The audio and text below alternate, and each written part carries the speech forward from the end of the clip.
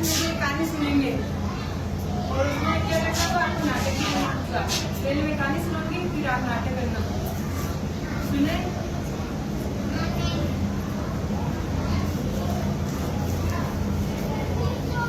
एक चालाक बंदा और दो बिल्लियां की कहानी है। सुनना। एक दिन दो बिल्लियों को कहाँ से एक रोटी का एक दिन दो बिल्लियों को कहीं से एक रोटी मिल गई थी। जोर से आपको भी बोलना है। एक दिन दो बिल्लियों को कहीं से एक रोटी मिल गई थी। रोटी के बंटवारे को लेकर उनमें क्या हो गया था? झगड़ा हो गया था। अपने झगड़े को निपटाने के लिए वे दोनों बंदर के पास गई। बंदर ने रोटी के दो छोटे छोटे हिस्से कर दिए। छोटे छोटे दो हिस्से कर दिए। उसको रोटी दो हिस्सों में बांट दिया था। तोड़ दिया। फिर उन हिस्सों को बराबर करने के बाद इससे बड़े टुकड़े में रोटी तोड़ते इस प्रकार से कहा गया कि टुकड़े फिर छोटे बड़े हो गए। ऐसा करते करते बंदर सारे रोटी खुद ही खा गए और दोनों बिल्लियां उसका मुंह देखती रह गई। दो बिल्लियां एक रोटी का टुकड़ा और वो बिल्लियां ने पहले चेहरा देखने लगी उनका। फिर बिल्लियों ने सोचा अब मुंह चुरा रहे उनकी रोटी। तो बिल्लियां एक रोटी का टुकड़ा चुरा रहे और अपने भाग के लिए झगड़े करने लगे। फिर वो भी झगड़ा करने लगी उनसे। दोनों बंटवारे के लिए बंदर के पास गए। बंदर ने रोटी के दो टुकड़े किए तथा अपने तराजू में दोनों ओर एक एक टुकड़ा डाला। फिर बंदर के पास गई। वो तराजू लिया। तराजू में एक एक रोटी को डाला। फिर उनको नाप किया कि किसकी बड़ी है किसकी छोटी है। जिस ओर से पलड़ा भारी होता बंदर उसी ओर से बड़ा सा टुकड़ा काट कर खा जाता। जिस तरह बड़ी थी एक पास एक बंदर की जगह बिल्ली के पास एक बड़ी थी तो उस बिल्ली का टुकड़ा तोड़कर वो बंदर खुद ही खा गया। इस प्रकार करते रहने से अंत में तराजू में एक छोटा सा टुकड़ा बच गया। बंदर उसे भी ये कहते हुए कहा गया कि ये तो मेरे श्रम का फल है।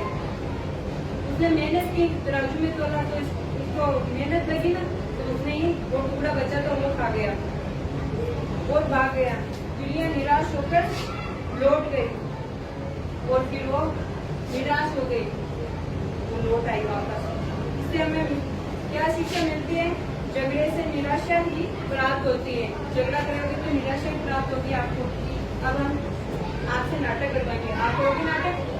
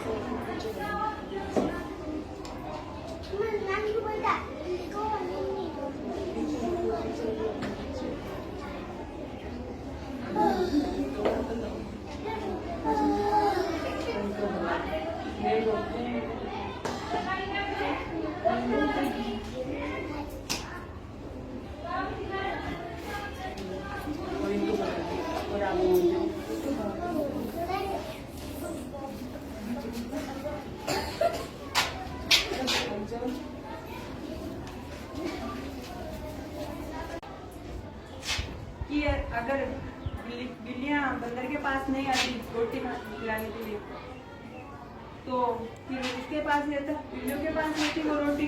बंदर नहीं खाता, फायदा नहीं उठाता, झगड़ा नहीं करती। तो इसलिए ये शिक्षा मिलती है झगड़ा नहीं करना चाहिए। झगड़े को करता होकर निराशा ही मिलती है।